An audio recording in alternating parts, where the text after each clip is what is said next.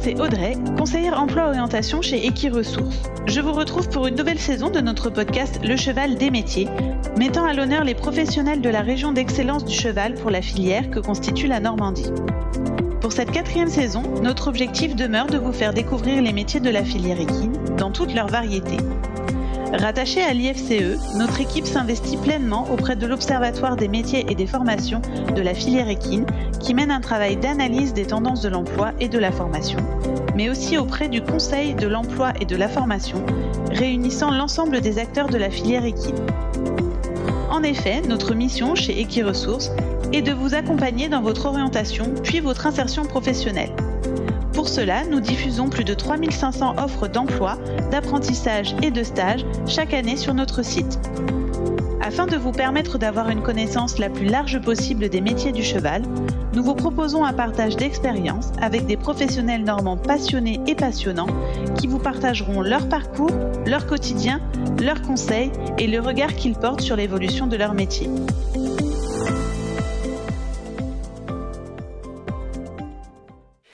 Aujourd'hui, nous vous proposons de découvrir la formation Bac Pro, conduite et gestion de l'entreprise agricole, support élevage équin, au travers du regard du formateur et d'une élève avec Alicia et Amandine au sein de la maison familiale rurale de Vins. Alicia, peux-tu tout d'abord nous expliquer ce qu'est une maison familiale rurale ou MFR ? Alors, une maison familiale rurale est un établissement scolaire de statut associatif, donc qui est sous tutelle du ministère de l'Agriculture. Et les objectifs sont la formation et l'éducation des jeunes, mais aussi des adultes. C'est une formation qui est centrée sur l'apprentissage en stage. Donc, nos apprenants sont sur le Bac Pro plus de 60 semaines en stage.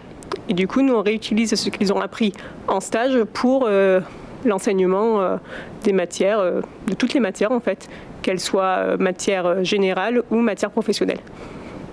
À partir de quel âge est-ce qu'on peut rentrer en MFR ? Est-ce que c'est forcément à partir du Bac Pro ou est-ce qu'on peut rentrer plus jeune ? Alors, en maison familiale, on peut rentrer à partir de la 4e. Donc, on a des 4e, 3e qui sont vraiment orientés sur tous les métiers. Pour l'apprentissage sur tous les métiers, c'est le même fonctionnement. Donc, les jeunes sont très, très souvent en stage. La seule condition, c'est qu'il faut avoir 14 ans. Voilà, ça, c'est une demande au niveau du ministère. Il faut qu'ils aient 14 ans pour pouvoir aller en stage. Est-ce que maintenant tu peux te présenter, Alicia, et nous expliquer un petit peu ton parcours et comment est-ce que tu es devenue responsable de ce Bac Pro ici ? Oui, alors j'ai un parcours assez original. J'ai fait des études scientifiques, donc jusqu'à un bac scientifique, puis des études jusqu'au master en microélectronique, donc des matières qui sont plutôt sur le scientifique. Suite à ça, la passion du cheval m'a rappelé, on va dire, et j'ai travaillé donc plusieurs années dans le domaine du cheval, que ce soit en cavalière maison, donc dans le sport, groom, chef d'écurie. J'avais un CV un petit peu particulier, on va dire, avec cette double compétence qui soit scientifique et équine, et je ne savais pas trop quel métier pourrait finalement avoir besoin de ces deux types de compétences-là. Et j'ai découvert du coup les maisons familiales. Donc je voulais vraiment être active dans la filière équine. Donc pour moi ce métier avait complètement son sens dans ma démarche professionnelle. Et j'ai découvert du coup qu'il y avait une offre d'emploi donc à la maison familiale de Vins-Saint-Saunier, où je suis depuis maintenant, c'est ma 5e rentrée. Amandine, tu suis la formation Bac Pro CGEA ici au sein de la MFR de Vins. Est-ce que tu peux nous expliquer un petit peu ton parcours et pourquoi est-ce que tu es rentrée en MFR ici suivre ce Bac Pro ? Du coup, avant, j'étais en collège général, oui. Après, il a fallu que je m'oriente pour le lycée. Je voulais faire un Bac Pro sécurité, mais peu de place, beaucoup de demandes. Du coup, il y avait l'autre option, c'était les chevaux. Du coup, j'ai été d'abord à la MFR de Blanger-Château qui sont orientés sur les vaches. En parlant avec le directeur, il a bien vu que c'était les chevaux qui m'intéressaient et pas les vaches. Du coup, on a appelé la MFR de Balleroy, c'était complet. La MFR de Vimoutier, c'était complet. Et la dernière MFR, c'était Vins. Donc du coup, ton objectif initialement, c'était vraiment de te dire, ok, j'ai fait du collège général et là maintenant, j'ai vraiment envie directement de faire une spécialisation dans les chevaux et de continuer ma scolarité comme ça. Oui. Alicia, est-ce que tu peux nous expliquer comment la formation se déroule ? Combien de temps est-ce que ça dure, un bac pro CGEA, et quels enseignements sont délivrés aux élèves ? Alors, les bacs pro sont sur 3 ans. Donc, les élèves arrivent chez nous en seconde jusqu'à la terminale. Donc, seconde, première et terminale. C'est vraiment un cursus qui est fait pour être progressif sur les 3 années. Ils ont des matières générales. Donc, ils ont encore des mathématiques, du français, de l'histoire-géographie, de l'anglais, voilà, des matières générales. Et la moitié du temps, ils ont des matières professionnelles qui vont dépendre du coup de leur spécialité. Donc chez nous, sur le bac pro CGEA, ils peuvent autant voir de la zootechnie que de la gestion de l'entreprise agricole, de l'économie agricole. Voilà, c'est assez large et c'est vraiment spécialisé pour les préparer au mieux à leur futur travail.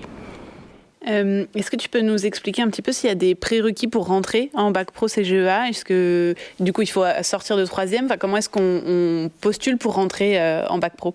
En effet, du coup, il faut sortir de 3e, c'est le cursus le plus classique, avoir 14 ans, comme je disais, une des conditions finalement les plus importantes. Après, sur le niveau, nous, je sais qu'on est vraiment plus sur la motivation. Donc, on sait que parfois, les jeunes ont un petit peu du mal à retrouver du sens lorsqu'ils sont sur de l'enseignement finalement du collège classique. Donc, les notes, des fois, ne suivent pas tout à fait. Et le principal, c'est vraiment qu'ils soient motivés dans leur projet professionnel. Et s'ils sont motivés, on sait qu'ensemble, on va arriver à les mener jusqu'au maximum de leur capacité, on va dire. Mais il faut vraiment que les jeunes soient aussi motivés. Donc la motivation, je pense que c'est le principal critère. Après, au niveau conditions, sortie de 3e. Parfois, on en a certains aussi qui sont en réorientation, donc qui ont fait une seconde générale et qui arrivent chez nous après pour se spécialiser, du coup, en seconde professionnelle.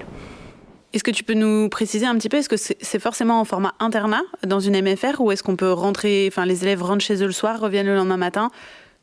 Alors, ça dépend des maisons familiales. Il y en a où c'est uniquement l'internat. Chez nous, il y a les deux possibilités. Donc, soit de l'internat où ils sont chez nous, donc du lundi matin jusqu'au vendredi en fin de journée, soit ils peuvent rentrer chez eux tous les soirs. Mais par contre, ils ont l'obligation de manger à midi, car dans le fonctionnement des maisons familiales, il y a aussi finalement tout ce qui est vie commune, on va dire. Et donc, le midi, il faut aussi qu'ils soient là pour participer à la vie de l'établissement et à la cohésion avec leurs camarades. Après, en pratique, là, pendant ces 3 ans, c'est comme Amandine, quand ils arrivent en seconde, ils font des stages dans un petit peu tous les domaines qu'ils veulent, pour après faire de l'apprentissage. Comment est-ce que ça se passe pour cette partie plus pratique ? Alors, au niveau du bac pro, ils peuvent commencer l'apprentissage dès la seconde. Nous, ce n'est pas le choix que l'on a fait. On trouve ça très intéressant qu'ils profitent finalement de la seconde pour voir plein de choses et pour pouvoir être sûrs de leur choix. Se mettre en apprentissage, c'est vraiment un engagement sur 3 ans. Donc, lorsqu'ils sont jeunes, qu'ils ont 14 ans, ça peut être des décisions, peut-être un petit peu 14-15 ans, là, ça peut être des décisions qui sont un petit peu dures à prendre. Donc, on essaie qu'ils découvrent vraiment dès la seconde un maximum de structures.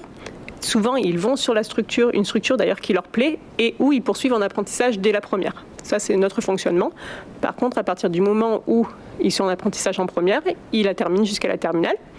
Nous, on a les deux possibilités. Donc, soit le cursus peut se faire en apprentissage, soit ils peuvent rester en stage tout leur cursus aussi. Voilà, l'apprentissage n'est pas obligatoire à partir de la première.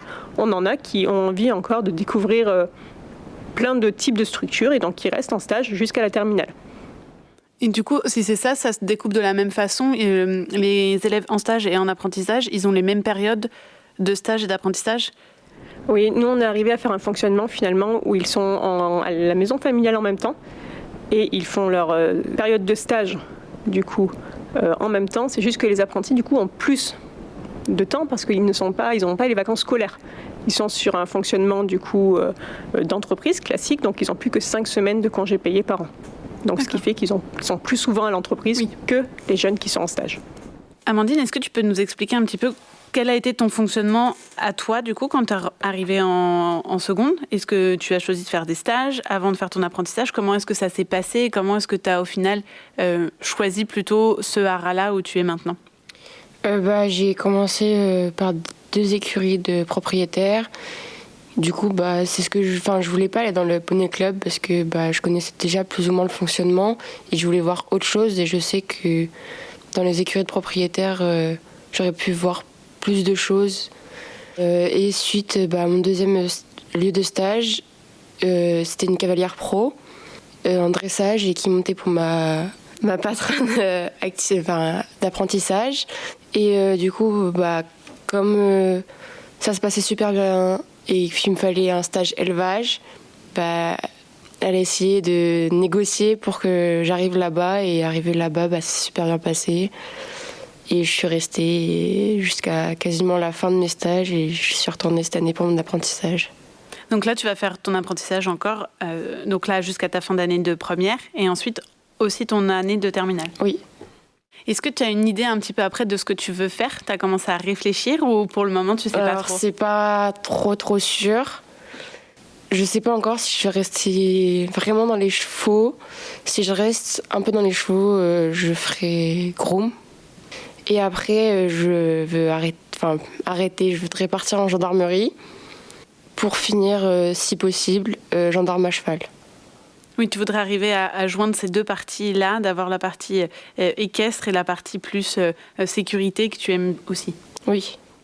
Alicia, est-ce que du coup c'est quelque chose qui est courant où les élèves rentrent en bac pro comme ça chez CGEA et au final ça leur permet un petit peu d'affiner ce qu'ils ont envie de faire ensuite et de repartir sur d'autres études peut-être plus générales ? Est-ce que ça arrive souvent ? Alors ça arrive de temps en temps. Déjà c'est le point positif du bac pro CGEA, c'est qu'il est assez généraliste. Donc ça arrive souvent déjà que des jeunes aillent découvrir par exemple le bovin en stage. Au début ils étaient rentrés vraiment pour faire de l'équin et puis finalement ils se sont découverts une passion pour les vaches, pour les moutons, voilà, pour d'autres productions et c'est quelque chose qui est vraiment permis par le bac pro CGEA. Donc c'est la première chose, une belle ouverture finalement à tout le monde agricole suite à ce diplôme-là. Et d'autres personnes qui décident complètement de se réorienter. Ça prépare, de toute façon, les maisons familiales sont aussi une école de la vie, tout simplement, où on apprend finalement comment interagir avec le milieu professionnel. Donc parfois, oui, ils souhaitent finalement se réorienter et c'est des jeunes qui sont habitués finalement au milieu professionnel, donc qui arrivent plutôt bien. Le principal pour nous, c'est qu'ils aient leur diplôme finalement et au moins ils ont un bac pro et ils peuvent ensuite après évoluer là où ils ont envie. Au regard de cette possibilité que les élèves ils changent en fait et qu'ils se reconvertissent ou qu'ils évoluent en fait juste dans leur cheminement de formation et professionnel, est-ce que tu as des objectifs un petit peu généraux pour la fin de la formation ? Pour toi, qu'est-ce qui est vraiment crucial qu'ils aient acquis en sortant de terminale CGEA ? Je pense que assez généralement finalement c'est tout ce qui est savoir-être. Ça veut dire que tout le long, finalement, ils sont vraiment suivis lorsqu'ils vont en stage. Donc, ils ont un suivi et on vérifie vraiment que les savoir-être sont respectés. Donc, des savoir-être assez généraux, la communication avec la clientèle, la tenue professionnelle, la politesse, etc. Donc, c'est des choses finalement qu'on va contrôler tout le long de la formation, qu'on va essayer de faire évoluer pendant tout leur cursus. Et je pense que c'est vraiment ce qui va permettre après une réorientation s'ils ont besoin. Le respect des horaires aussi, j'y pense par exemple. C'est quelque chose qui est crucial et qu'ils apprennent aussi pendant leur stage. Amandine, est-ce que tu peux nous expliquer un petit peu justement pour toi, qu'est-ce que ça t'a apporté d'être ici ? Parce que ça fait 1 an et demi du coup que tu es là, c'est ta 2e année. Qu'est-ce que ça t'a apporté d'être ici pour toi ? De vraiment pouvoir m'intégrer dans le monde professionnel et voir comment ça se passe. Ça m'a appris tout ce qui est secret professionnel, le travail d'équipe, savoir s'organiser parce que c'est un monde où il faut s'organiser beaucoup. Sinon, tu es autonome, on te dit ce qu'il y a à faire et après il faut que tu arrives à organiser ta journée. Oui.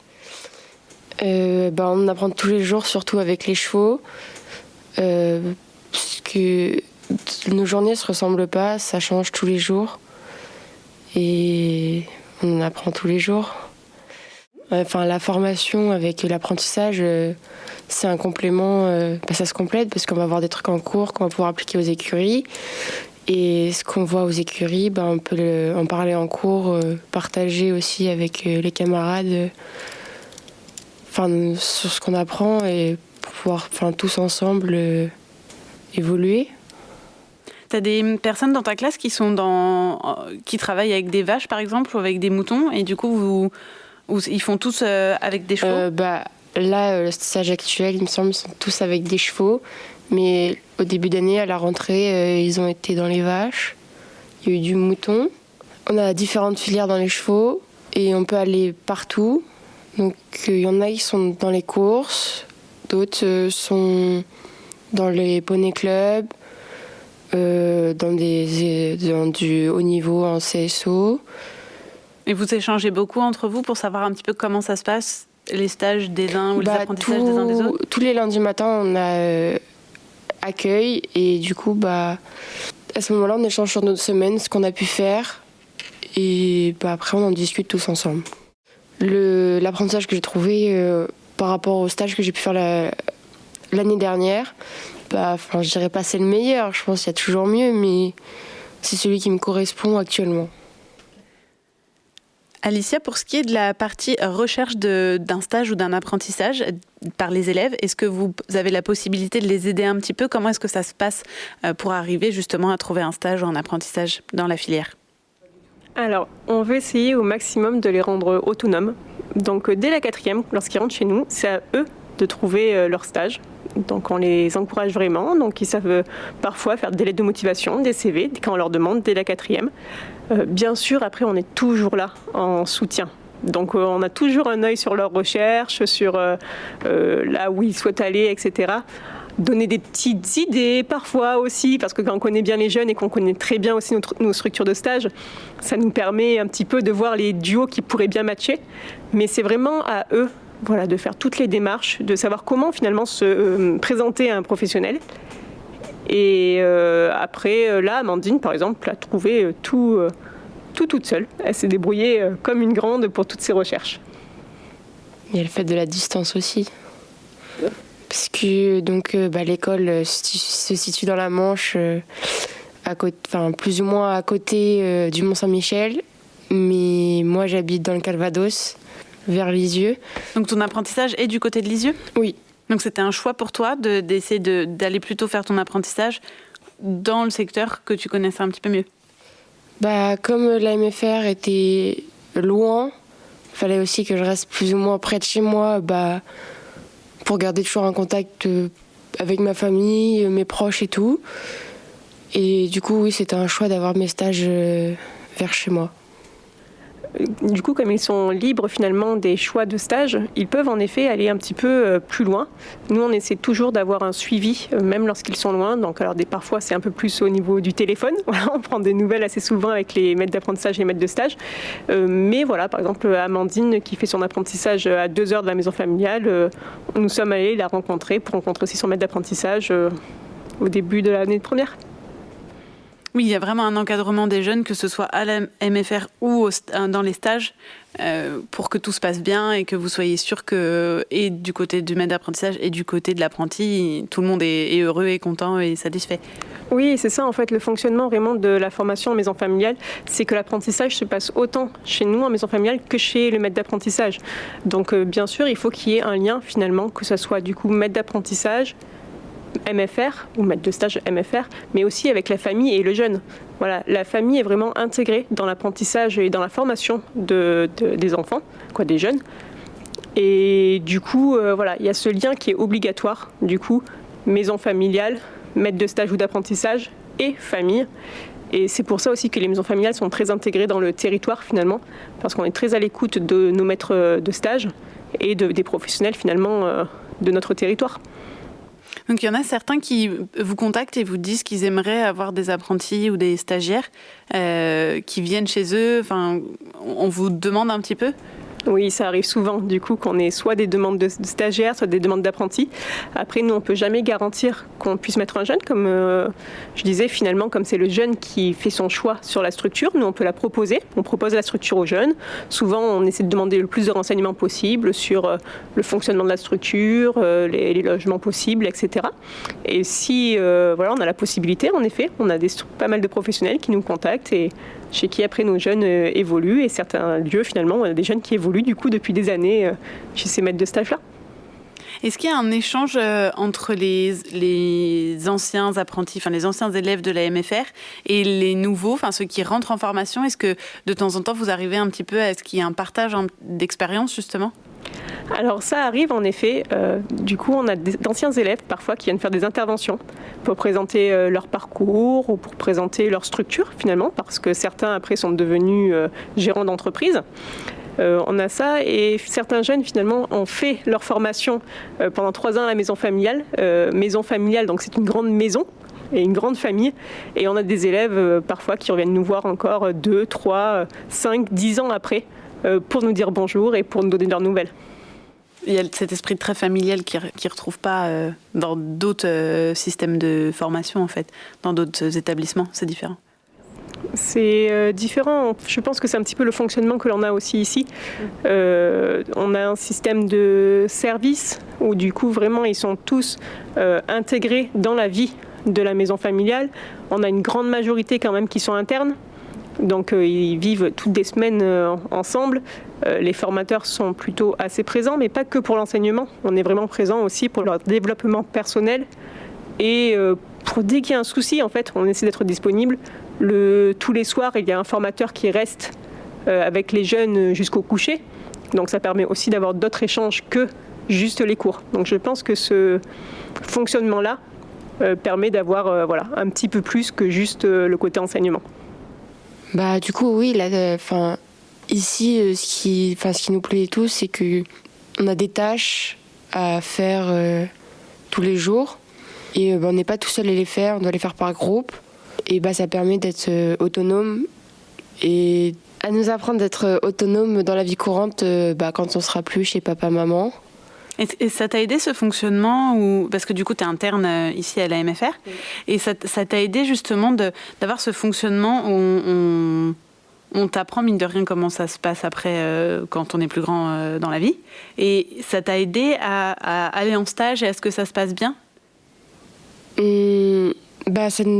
Du fait qu'on apprend à être autonome et tout, pour les stages, ça nous donne toujours du plus. Nos maîtres de stage après sont contents quand on est plus ou moins autonome et que ils sont plus derrière nous à nous dire ce qu'il y a à faire. Amandine, toi tu es interne au sein de la MFR ici. Est-ce que tu peux nous en dire un petit peu plus comment ça se passe au quotidien? Donc oui, je suis interne et le soir, la première heure est consacrée à l'étude. Donc pour réviser nos contrôles pour la fin de semaine ou finir nos plans d'études. Après, certains soirs, en deuxième partie, on a la veillée où on peut faire de la décoration. Pour maintenant, on fait de la décoration Noël. On a des veillées aussi où on va danser. Et après, pareil, on peut avoir des soirées où on fait jeux de société, où on regarde un film. C'est pas qu'une école. On a un lien avec nos formateurs, nos surveillants, qui permet d'avoir ce côté familial et pas... c'est pas un internat où on nous lâche dans les chambres comme ça, puis après, il se passe plus rien, quoi. On a toujours... le soir, ils viennent chercher nos téléphones et on a bonne nuit, à demain... comme des parents pourraient le faire à la maison.